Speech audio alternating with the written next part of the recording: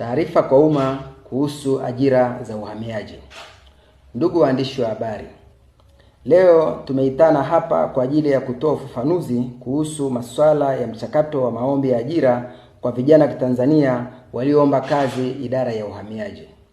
Ndugu waandishi wa habari, ikumbukwe kwamba mnamo tarehe 29 Disemba mwaka 2025, idara ya uhamiaji ilitangaza nafasi za ajira katika fani mbalimbali kwa ngazi ya kidato cha 4, astashahada, stashahada, shahada na stashahada ya juu.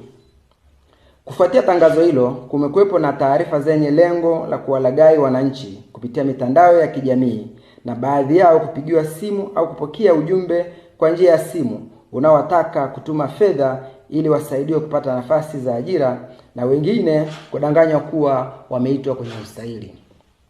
Sambamba na hilo, zipo taarifa za upotoshaji kwamba hadi sasa zaidi ya nafasi 300 za ajira zimekushajazwa.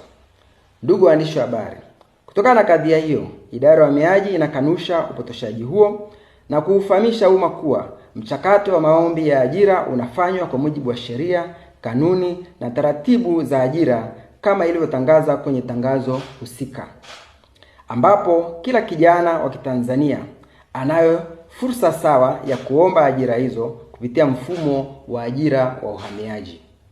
Ndugu waandishi wa habari, kwa msingi huo, idara ya uhamiaji inatoa wito kwa wananchi kupuuza upotoshaji huo pamoja na kutoa taarifa katika vyombo vya usalama kuhusu ujumbe wowote unaowataka kutuma kiasi chochote cha fedha ili waweze kupatiwa nafasi za ajira katika idara ya uhamiaji.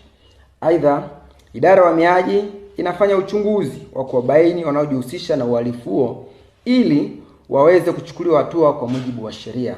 Asanteni kwa kunisikiliza.